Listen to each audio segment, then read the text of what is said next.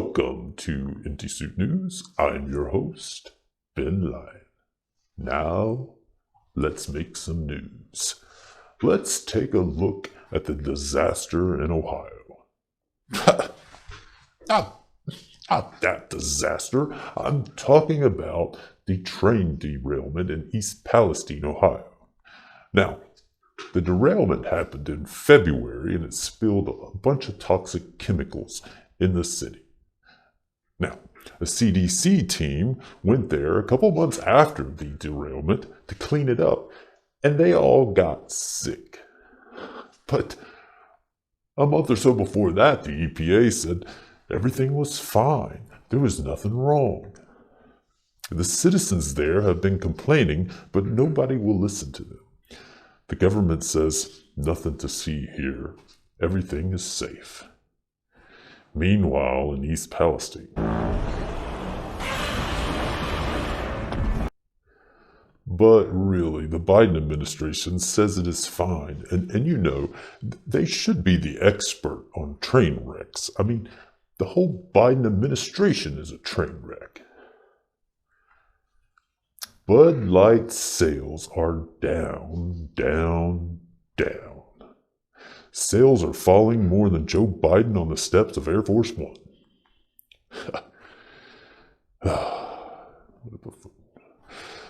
Bud Light is still paying the price for the stupid decision of their former vice president of marketing, who teamed up with Dylan Mulvaney, a transgender TikTok star. This marketing genius said she wanted to transform Bud Light's brand.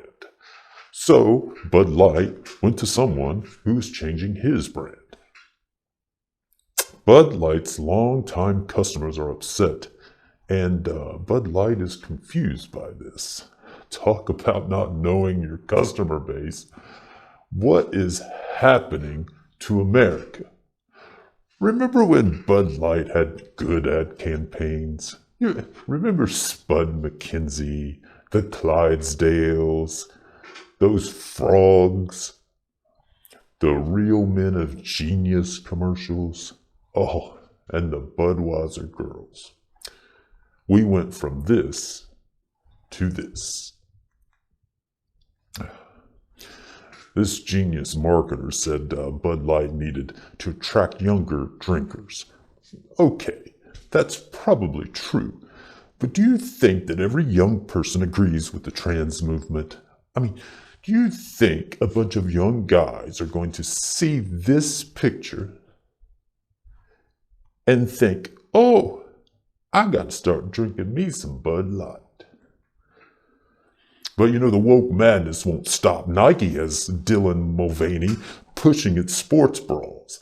A man with no boobs getting paid to wear and advertise sports bras. You want people to think your sports bras are good and effective?